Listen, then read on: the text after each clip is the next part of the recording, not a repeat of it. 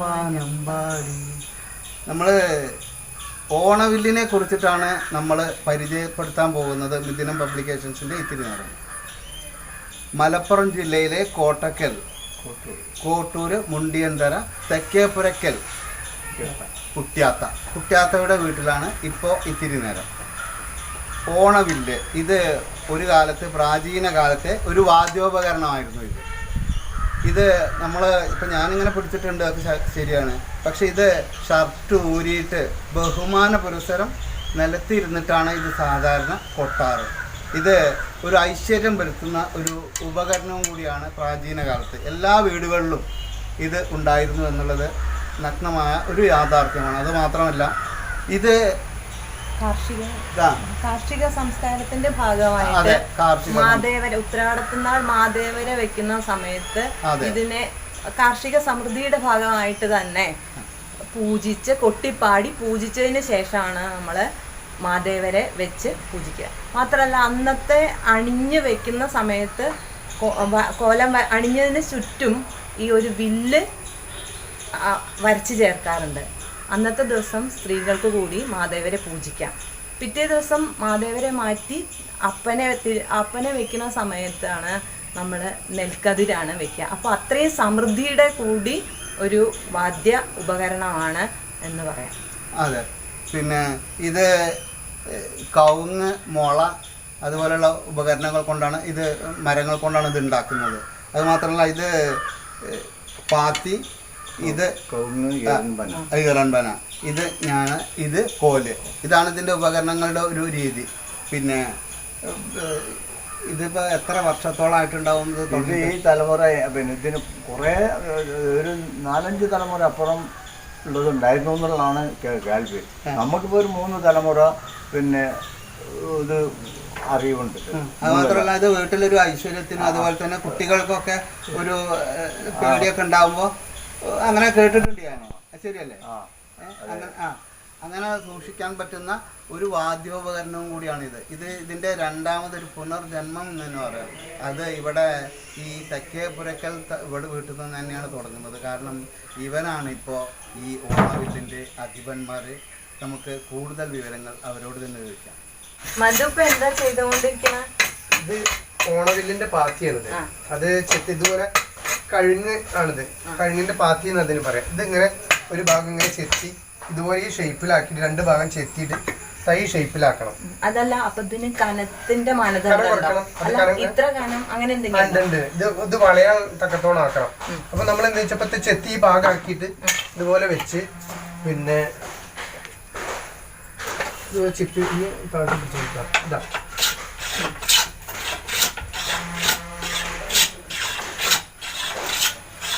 രണ്ടറ്റും നടും വേറെ അളവാണോ?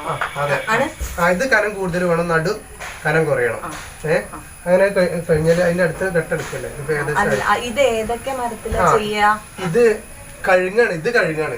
പിന്നെ പനല്ലേ, ആനക്ക് പട്ടയൊക്കെ കൊടുക്കണ അത് ഈറൻ പന. മറ്റേ കരിമ്പന വേറെ. പാലക്കാട് ഭാഗത്ത് അത് കുറച്ച് കടുപ്പാണ്, നല്ല ശബ്ദം ഉണ്ടാവും. നമ്മളീ ഭാഗത്ത് കരിമ്പന കുറവാണല്ലോ, ഈറൻ പനയാണല്ലോ കൂടുതൽ. അതിലും ചെയ്യാം. ചെയ്ത് കഴിഞ്ഞാൽ പിന്നെ അതുപോലെ ഇതാ ഈ ഷേപ്പിലായി കഴിഞ്ഞാല് പിന്നെ ഇത് ഞാണ്. ഇതിന്റെ അളവ് കൃത്യമായിട്ടില്ലല്ലോ. ഇതിന് പ്രത്യേകത എന്താ വെച്ചാൽ മുളല്ലേ, മുള. ഇതിപ്പോ ഒരു കമ്പ്, അടുത്ത കമ്പ്, ഇത് മുള. ഇത് മുളയില് മാത്രം ഞാണ്. ഇതുപോലുള്ള മുള പൊളിച്ചിട്ട് ഈ വീതി ആക്കണം. ഈ വീതി ആക്കിയിട്ട് ഇതിന്റെ അളവ് ചിലർ ചോദിക്കും ഇതിന്റെ അളവ് എങ്ങനെയാന്ന്. അളവ് എങ്ങനെയാ വെച്ചാൽ ഈ കമ്പ് ഉണ്ടല്ലോ, ഈ കമ്പ് കണക്കാക്കിയിട്ടാണ് ഇത് ഉണ്ടാക്കുക. അപ്പൊ ഈ കമ്പിന്റെ ഇവിടെ ഇങ്ങനെ കട്ട് ചെയ്ത് കനം കുറച്ച് ഇങ്ങനെ എടുക്കണം. എടുത്തു കഴിഞ്ഞാൽ ഇതാ ഈ ഷേപ്പിൽ വരും. ഈ ഷേപ്പിലായ അതുപോലെ തന്നെ ഇതിതാ പിന്നെ ഈ ഭാഗം ഇതുപോലെ ഒരു ചാല് ഉണ്ടാക്കിയിട്ട് ഇങ്ങനെ ചാല് അളവ് നോക്കിയിട്ട് വേണം. അതെ. അത് ഇത് ഇങ്ങനെ കറക്റ്റ് കുടുങ്ങാൻ തക്കത്തുള്ളതുണ്ട്. ഇതിലിങ്ങനെ കൃത്യമായിട്ട് ഇതിങ്ങനെ കുടുങ്ങിയിരിക്കണം, എന്നാലേ ശബ്ദം ശരിക്കും കിട്ടുള്ളൂ.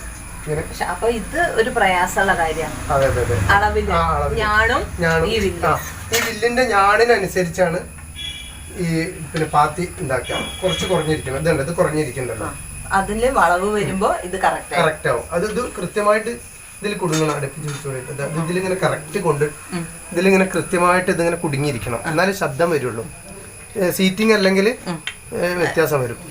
ഇതിപ്പോ ഇതെങ്ങനെ ഇത് മുളയില് മാത്രം, മുള മാത്രം. ഇതിങ്ങനെ ഇതുപോലെ ഇങ്ങനെ ചവിട്ടി പിടിച്ച് വളച്ച് അപ്പൊ വൃത്തിയായിട്ട് വളയുന്നുണ്ട്. ഉണ്ട്. ഇതുപോലെ വന്നു കഴിഞ്ഞാൽ കൊട്ടാനുള്ള ഒരു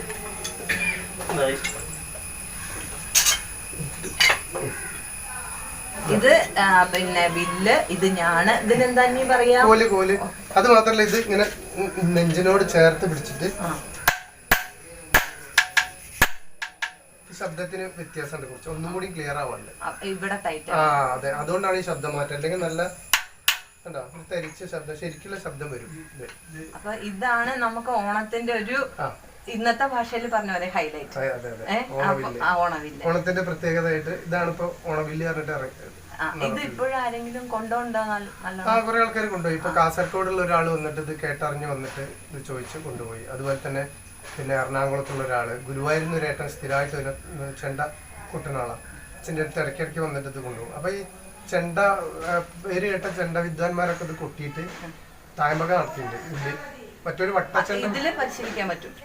ഇതില് ആരിപ്പറമ്പ്, ശിവരാം, പുതുവോൾ അങ്ങനെയുള്ള ആൾക്കാരൊക്കെ വില്ലിൽ തന്നെ ഇതില് തായമ്പക കൊട്ടിയിട്ടുണ്ട്. അപ്പൊ തായമ്പകയുടെ താളാണോ അത് കിട്ടും? തായമ്പകയുടെ താളം കിട്ടും. പിന്നെ അതുപോലെ തന്നെ സാധാരണക്കാരന് മനസ്സിലാൻ വേണ്ടിയിട്ട് ഒരു വായ്ത്താരി, നമ്മൾ ഏതെങ്കിലും വായ്ത്താരുണ്ട്, അതിന് കടലിന്റെ നടുവിൽ ചെപ്പുകുടത്തിൽ പച്ച നിറത്തിൽ കറുത്ത മുണ്ടൻ കൈപ്പയ്ക്ക. അപ്പൊ വായ്ത്താരി കടലിന്റെ നടുവിൽ ചെപ്പുകുടത്തിൽ പച്ച നിറത്തിൽ കറുത്ത മുണ്ടൻ കൈപ്പയ്ക്ക.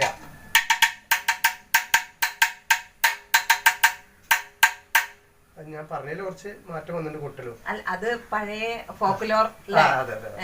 അപ്പൊ മധു ആര്യവൈദ്യശാലയിലല്ലേ, ഏത് വിഭാഗത്തിലാ ജോലി? ഫെസിലിറ്റി മാനേജ്മെന്റിലാണ് ജോലി ചെയ്യുന്നത്. എന്നിട്ടും ഇതൊക്കെ തുടർച്ചയായിട്ട് ആ പൈതൃകം നിലനിർത്തുന്നുണ്ട്. അതെന്താ വെച്ചാല് അച്ഛന്മാരായിട്ട് തുടങ്ങി വെച്ചൊരു ഉപകരണമാണല്ലോ.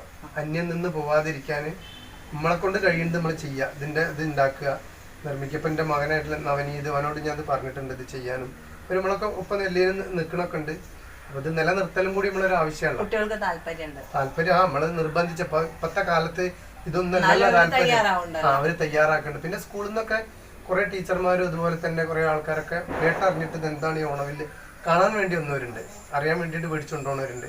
പക്ഷെ പൂർവികമായിട്ട് എല്ലാ വീടുകളിലും ഇത് മച്ചിന്റെ ഉള്ളിലും ഇറയത്തൊക്കെ ഇരുന്നിരുന്ന ഈ സാധനം. അല്ല, അച്ഛനാണ് അപ്പോ മധുവിന്റെ ഗുരു. അതെ, അച്ഛൻ തന്നെ ഇത് പറഞ്ഞു തന്നിട്ടുള്ളതും ഇപ്പോഴും അച്ഛൻ തന്നെയാണ് ഇത് ഉണ്ടാക്കുന്നത്. ഞാൻ പണിക്ക് പോണതല്ലേ. മധുവേട്ടൻ്റെ അച്ഛൻ ഇപ്പൊ അവിടെ ഞാണ് ഉണ്ടാക്കുകയാണ്. ഏട്ടാ, അതിൻ്റെ ഒരു വിവരങ്ങളൊക്കെ എന്താ? ഇതിങ്ങനെ വണ്ണം കുറച്ച് പിന്നെ കൊണ്ടുവരണത് പൊളിച്ചിട്ട് വൃത്തിയോടുകൂടി ഉണ്ടാക്കുന്ന ഒരു സംഗതിയാണ് ഞാനുണ്ടാക്കല്. ഈ ഉള്ളി ഒന്ന് പാളി പോയാൽ പിന്നെ ഇതൊന്നിനും പറ്റില്ല ഈ മുളയെ. പിന്നെ വേറെ ഇതേ അളവിൽ മുള കിട്ടിയെങ്കിലേ ഇന്ന് ഉണ്ടാക്കാൻ പറ്റും. ഈ ഞാൻ വണ്ണം കുറഞ്ഞിട്ട് ഒരു നൂല്, ഇഞ്ചിന്റെ ഒരു നൂല് വണ്ണം. അല്ല, ഈ ഭാഗത്തൊക്കെ ചെറിയൊരു ഇതൊക്കെ ഉണ്ടല്ലോ, അതതിന്റെ കമ്പാണ്. അതല്ല, ഈ ഭാഗത്ത് ചെറിയൊരു പൊട്ടല്, അതൊന്നുമല്ല. അത് പൊട്ടലല്ല, ഇതിന്റെ കമ്പാണിത്. ആ കമ്പ് ഉണ്ടെങ്കിൽ അല്ല ഒന്നിച്ച് കിട്ടൂല.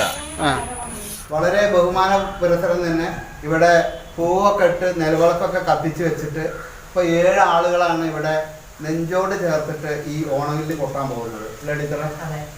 അപ്പൊ ഇത് നമുക്ക് ഈ വാദ്യോപകരണം നമുക്ക് ഇനി വരും തലമുറയ്ക്ക് അന്യമാവാതെ നമ്മുടെ യൂത്ത് ഫെസ്റ്റിവലിനും അതുപോലെ തന്നെ ഇനിയത്തെ ഉത്സവങ്ങൾക്കൊക്കെ വലിയൊരു എന്താ പറയുക ഉപകരണമായിട്ട് ഇതിന് വലിയൊരു അനന്ത സാധ്യതകളുള്ള ഒരു വലിയൊരു സംഭവമാവട്ടെ എന്നുകൂടി ആത്മാർത്ഥമായിട്ട് ആശംസിച്ചുകൊണ്ട് നമുക്ക് ഇവരുടെ ഈ ഓണവില്ല് കൊട്ട് നമുക്ക് നമ്മൾ പറഞ്ഞപ്പോൾ 7 ആള് കൂട്ടം വന്ന് ഒത്തൊരുമയില് ഭംഗിയായിട്ട് അവരെ വില്ലടി കേൾക്കാം.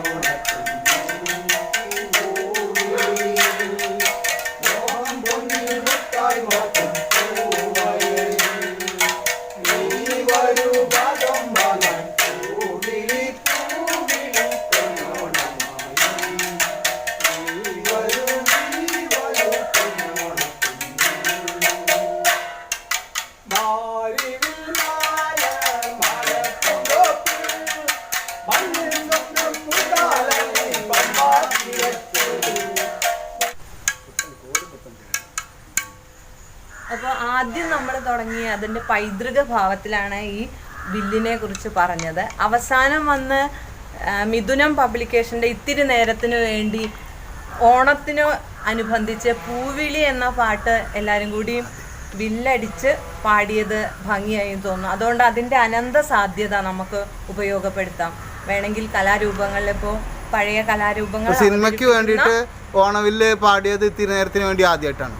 സിനിമ ഈ ഒരു ഷോർട്ട് ഫിലിമിന് വേണ്ടി ആദ്യമായിട്ട് പുതിയ രീതിയിലൊരു പാട്ട് അവതരിപ്പിച്ചതും മിഥുനം പബ്ലിക്കേഷൻ്റെ ഇത്തിരി നേരത്തിന് വേണ്ടിയിട്ടാണെന്ന് നമ്മുടെ കുട്ടിയാത്ത ചേട്ടനും മധുവും മറ്റുള്ളവരും എല്ലാവരും പറഞ്ഞു. അവരും ഹാപ്പിയാണ്, നമ്മളും ഹാപ്പിയാണ്.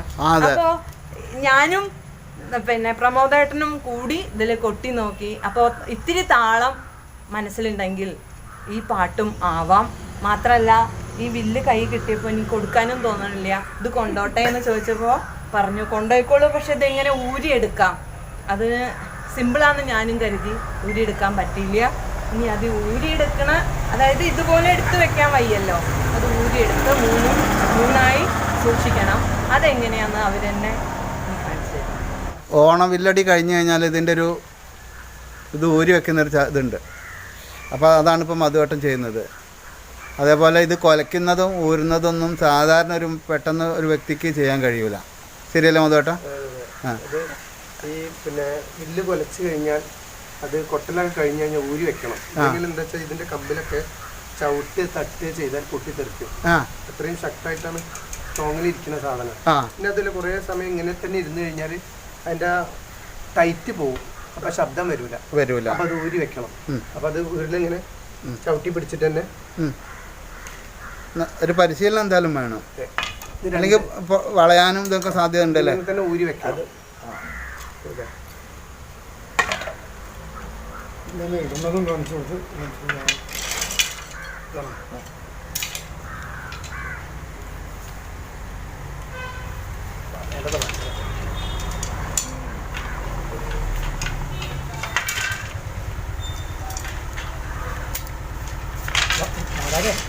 വേണമെങ്കിൽ ഇത് പുരുഷന്മാർക്ക് മാത്രമായിട്ട് വെക്കേണ്ട, സ്ത്രീകളിലേക്കും കൂടിയും ഒന്ന് വ്യാപിപ്പിക്കുകയാണെങ്കിൽ ഇതിന്റെ സാധ്യത ഇനിയും മുന്നോട്ട് ആവാം അല്ലേ?